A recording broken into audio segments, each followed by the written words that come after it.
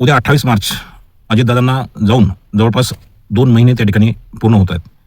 राष्ट्रवादी काँग्रेस पार्टीचे राष्ट्रीय अध्यक्ष, महाराष्ट्राचे लोकनेते आणि महाराष्ट्र राज्याचे लोकप्रिय असे उपमुख्यमंत्री अजितदादा पवार 2 महिने दादांना जाऊन पूर्ण होत आहेत. अजूनही अजितदादांना मानणारा, अजितदादांवर प्रेम करणारा महाराष्ट्राचा राष्ट्रवादीचा कार्यकर्ता, त्याचबरोबर इतर पक्ष ज्यांचा अजितदादांशी कुठलाही संपर्क त्या ठिकाणी नव्हता, पक्षाचं काम ते लोक करत नव्हते, असे लोकसुद्धा अजितदादांच्या जाण्यामुळे दुःखी आहेत. अजूनही या सर्व धक्क्यातून, अजितदादांच्या या दुःखातून महाराष्ट्र सावरलेला नाही. अजितदादांच्या मृत्यूची घात, पात, अपघात या सर्वांची सखोल चौकशी त्या ठिकाणी व्हावी, जलद चौकशी व्हावी आणि महाराष्ट्राच्या सर्वसामान्य नागरिक आणि राष्ट्रवादीच्या कार्यकर्त्यांच्या मनामध्ये जे काही असंख्य प्रश्न त्या ठिकाणी पडले आहेत, या सर्व प्रश्नांचं उत्तर मिळावं यासाठी अनेक लोक, अनेक नेते, अनेक कार्यकर्ते आपापल्या परीने त्या ठिकाणी प्रयत्न करत आहेत. प्रामुख्याने अजितदादा पवारांचे पुतणे, राष्ट्रवादी शरद पवार या पक्षाचे आमदार रोहित पवार हे काही तथ्य त्या ठिकाणी मांडत आहेत. ज्याप्रमाणे त्यांचं इन्व्हेस्टिगेशन आणि ज्या पद्धतीने ते अजितदादांच्या या विमान अपघाताची माहिती त्या ठिकाणी मिळवत आहेत, ते अतिशय वाखाणण्याजोगी आहे. त्यांचं कार्य हे दुर्लक्षित करून चालणार नाही. अजितदादांच्या पक्षामध्ये विधान परिषदेची आमदारकी 6 वर्ष भूषवत असणारे आमदार अमोलजी मिटकरी यांनी सुद्धा अजितदादाच्या या घातपाताचा जो मुद्दा आहे, तो युद्धजन्य परिस्थिती, त्याचबरोबर इंधनाचा त्या ठिकाणी तुटवडा आणि महाराष्ट्र राज्यातील इतर काही ज्वलंत प्रश्न, या सगळ्या प्रश्नामध्ये अजितदादांचा विषय हा कुठं लोप पाहू नये किंवा अजितदादांच्या मृत्यूला त्या ठिकाणी कुठं लोक विसरू नये, त्यासाठी जो लढा देत आहेत, हा विषय तेवट ठेवण्यासाठी म्हणून जो प्रयत्न करत आहेत, या प्रयत्नामध्ये रोहित पवार आणि अमोल मिटकरी साहेब यांना महाराष्ट्रातील जनता त्या ठिकाणी पाठिंबा देत आहे. आमच्यासारखे कार्यकर्ते हे अजितदादा पवारांच्या मृत्यूची चौकशी होण्यासाठी म्हणून त्या ठिकाणी आग्रह करत आहेत. जे लोक या गोष्टीसाठी प्रयत्न करत आहेत, अशा लोकांच्या पाठीमागे उभे राहण्याची भूमिका त्या ठिकाणी घेत आहेत. यामध्ये प्रामुख्याने रोहित पवार ज्यावेळेला या अपघातातील काही तांत्रिक आणि काही वास्तविक तथ्य मांडतायत, त्याचबरोबर राष्ट्रवादी काँग्रेस पार्टीमध्ये एक अंतर्गत बंडाळी माजावी, राष्ट्रवादी काँग्रेस पार्टीमधील जे काही नेते आहेत ते अस्थिर व्हावेत, अशा प्रकारचा ज्यावेळेला विषय मांडतात, त्यावेळी रोहित पवार यांच्या मनामधील असलेला जो उद्देश आहे, या उद्देशावर त्या ठिकाणी शंका आल्याशिवाय राहत नाही. साहजिक आहे, त्यांचे काका त्या ठिकाणी गेले, घरातला मनुष्य गेला, करता माणूस गेला, महाराष्ट्राचा लोकनेता गेला, या सगळ्यासाठी ते तांत्रिक आणि ज्या काही कायदेशीर गोष्टी करतायत इथपर्यंत ठीक आहे. परंतु राष्ट्रवादी काँग्रेस पार्टीमध्ये अजितदादांच्या नेतृत्वावर विश्वास ठेवून अजितदादांना वेगवेगळ्या अडचणीच्या वेळेला साथ देणारे आणि अजित पवार गेल्यानंतर अजितदादांची जागा मिळवू पाहणारे जे काही शरद पवार गटातील, शरद पवार राष्ट्रवादी काँग्रेस पार्टीतील नेते मंडळी येतं, अशा लोकांचे मनसुबे त्या ठिकाणी यशस्वी होऊ न देणारे सुनील तटकरे आणि प्रफुल्ल पटेल यांच्यावर त्यांचा राग असणं साहजिक आहे. कारण शरद पवार गटाला अजितदादा पवार यांचा पक्ष तो आपल्याकडे घेऊन आणि अजितदादाची जागा त्या ठिकाणी महाराष्ट्रामध्ये व्यापण्याची जी इच्छा होती, ही इच्छा पूर्ण होऊ न देणारे त्यांच्या रडारवर आहेत, त्यांच्या टार्गेटवर आहेत आणि त्यांना टार्गेट करत असताना पक्षामध्ये बंडाळी माजावी अशा प्रकारचा जाणीवपूर्वक प्रयत्न त्या ठिकाणी केला जाते. असो, अजितदादांना 2 महिने त्या ठिकाणी पूर्ण होत आहेत. अमोल मिटकरी साहेबांचा जो निस्वार्थ आणि कुठल्याही प्रकारचा हेतू त्या ठिकाणी मनामध्ये न ठेवून केवळ अजितदादा पवार यांच्यावर असलेलं प्रेम आणि अजितदादा पवारांवर प्रेम करणाऱ्या लोकांच्या मनामध्ये असलेले प्रश्न सोडवण्यासाठी मिटकरी साहेब त्या ठिकाणी एकतर्फी किंवा एकाकी असा लढा त्या ठिकाणी देत आहेत.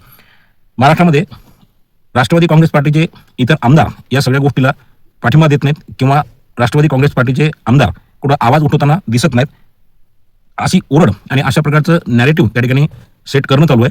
परंतु सर्वसामान्य आमदारांना त्या ठिकाणी काही मर्यादा येतात. सत्तेमध्ये असल्यानंतर आणि आपल्या मतदारसंघामध्ये असलेल्या ज्या काही विकासात्मक गोष्टी, निधीचा विषय आणि या सर्व गोष्टीच्या अनुषंगाने त्यांना गप्प राहणे ही त्यांची अपरिहार्यता असू शकते. त्याचबरोबर सुनील तटकरे साहेब आणि प्रफुल्ल पटेल साहेब यांच्याही काही मजबुऱ्या त्या ठिकाणी आहेत. त्यांचं जे काही वलय आहे आणि त्यांचा जो काही एकूणच एक आवाका आहे, या आवाक्यापेक्षा जास्त प्रसिद्धी असणारे आणि जास्त प्रचार यंत्रणा असणारे लोक त्यांना त्यांच्या घेतलेल्या भूमिकेवर बदनाम करण्यामध्ये सध्या यशस्वी ठरत आहेत, ज्याच्यामध्ये एक पत्र सुनेत्राताई पवार यांना राष्ट्रीय अध्यक्ष करण्यापूर्वी निवडणूक आयोगाला तिघांच्या सहीने, म्हणजे जे पक्षाचे जनरल सेक्रेटरी आहेत, त्याच्यानंतर तटकरे साहेब आणि प्रफुल्ल पटेल साहेब यांच्या सहीनिशी दिलेलं पत्र, आणि त्याच्यानंतर राष्ट्रीय अध्यक्ष झाल्यानंतर सुनेत्राताई यांनी निवडणूक आयोगाला दिलेलं पत्र, या दोन पत्रावरनं त्या ठिकाणी महाराष्ट्रामध्ये काही गोष्टी या फैलवण्याचं काम रोहित पवार यांच्या माध्यमातून होत आहे. वास्तविक पाहता सुनेत्राताई पवार यांना उपमुख्यमंत्री करणे, त्याचबरोबर सुनेत्राताई पवार यांना राष्ट्रीय अध्यक्ष करणे, पार्थ पवार यांना राज्यसभेची त्या ठिकाणी उमेदवारी देऊन त्यांना खासदार करणे, या सगळ्या गोष्टी केल्यामुळे तटकरे साहेब, सुनील तटकरे साहेब आणि प्रफुल्ल पटेल साहेब या दोन्ही खासदाराच्या मनामध्ये कुठे राज्यसभा किंवा मग राष्ट्रीय अध्यक्ष किंवा उपमुख्यमंत्रीपद मिळवण्याचा काही मनसुबा त्यांच्या मनात होता, हे म्हणणं चुकीचं आहे. कारण तिन्ही पदं त्यांनी सुनेत्राताई पवार पर्यायाने अजितदादा पवार यांच्या कुटुंबियांना त्या ठिकाणी बहाल केलं. जे पत्र तिघांच्या सहीने निवडणूक आयोगाला दिलं ते देणं त्या ठिकाणी आवश्यक होतं, कारण त्यावेळेला एखादा दगाफटका झाला असता तर हा पक्ष, अजितदादा जे राष्ट्रीय अध्यक्ष होते त्यांच्या पश्चात हा पक्ष हायजॅक करण्याची स्थिती त्या ठिकाणी निर्माण झालेली होती. अशा परिस्थितीमध्ये निवडणूक आयोगाला जे कार्यकारी अध्यक्ष आहेत प्रफुल्ल पटेल, त्यांना सर्व अधिकार घेणं त्या ठिकाणी आवश्यक होतं, आणि त्या अधिकारानेच सुनेत्राताई पवार यांना राष्ट्रीय अध्यक्ष त्या ठिकाणी नेमलं गेलं आहे. असो, राजकारण आहे. अजितदादांची काही लोक त्या ठिकाणी जागा घेऊ पाहतात, काही लोक आपल्या स्वतःसाठी एखादी जागा सुनिश्चित करण्याचा प्रयत्न त्या ठिकाणी करतात. राजकारण हे थांबणार नाही, परंतु या सगळ्या गोष्टीमध्ये विमानाचा अपघात आहे, घात आहे, षडयंत्र आहे की आणखी काही आहे, या सगळ्या गोष्टीचा तपास त्या ठिकाणी सरकार त्या ठिकाणी करणार आहे. परंतु या सगळ्या गोष्टीच्या अंती एक गोष्ट त्रिकाल सत्य आहे की काहीही झालं तरी महाराष्ट्राचा एवढ्या मोठ्या उंचीचा, एवढा चारित्र्य संपन्न आणि सर्व तळागाळातील कार्यकर्त्यांचा, तळागाळातील जनतेचा, महाराष्ट्राचा विचार करणारा नेता हा परत आपल्यामध्ये येणार नाही. खऱ्या अर्थानं उद्या अजितदादांना जाऊन 2 महिने त्या ठिकाणी पूर्ण होत आहेत. राष्ट्रवादीचा प्रत्येक कार्यकर्ता हा दुःखी आहे आणि अजितदादांना मनोमनी, क्षणोक्षणी, पदोपदी त्या ठिकाणी श्रद्धांजली अर्पण करण्याच्या मनस्थितीत आहे. मी यावेळी एकच सांगेल की अजितदादांनी जी शिकवण, जे आचरण स्वतःच्या अंगामध्ये अंगीकारलं होतं, हीच शिकवण, हीच वागणूक आणि अशा पद्धतीच्या गोष्टी करत राहणे, समाजासाठी जगत राहणे, त्यांनी जे काही गुण स्वतःच्या जवळ अंगीकारले होते, या गुणाचं त्या ठिकाणी अनुकरण करणे हीच खऱ्या अर्थाने अजितदादा पवार यांना श्रद्धांजली होईल. कारण कुठलीही गोष्ट झाली तर अजितदादा आज परत आपल्यामध्ये येणे नाही, ही गोष्ट शक्य नाही. दादांच्या बाबतीत बोलायचं झालं तर अतिशय नीटनेटका राहणारा नेता, अतिशय वेल ड्रेस्ड आणि स्वच्छता हा गुण त्यांच्या अंगी असलेला हा नेता, त्याचबरोबर वेळेवर पोचणारा नेता, सकाळी लवकर उठणारा नेता, त्याचबरोबर सतत डोक्यामध्ये विकासात्मक गोष्टी घेऊन चालणारा नेता, कुठल्याही प्रकारचा जातीभेद आणि कुठल्याही प्रकारचं जातीपातीमध्ये भांडण लावण्याचं काम हे कधी अजितदादांना केलं नाही. जातपात न पाळणारा हा नेता, इव्हन कुठल्याही जातीच्या माणसाला आपलं समजणारा हा नेता, असे अनेक गुण अजितदादामध्ये त्या ठिकाणी होते. खऱ्या अर्थानं राष्ट्रवादी काँग्रेस पार्टीमध्ये काम करणारा किंवा इतर पक्षामध्येही काम करणारा कार्यकर्ता, नेता अजितदादाच्या या सगळ्या वागणुकीच्या केवळ 20% त्यांच्या सवयी, त्यांची वागणूक, त्यांचे विचार जर आपल्या जीवनामध्ये अंगीकारू शकला, आत्मसात करू शकला तर खूप मोठी गोष्ट केल्यासारखा तो विषय होऊ शकतो. आणि खऱ्या अर्थानं अजितदादाचं अनुकरण करणे हीच अजितदादांना त्या ठिकाणी खरी श्रद्धांजली असेल.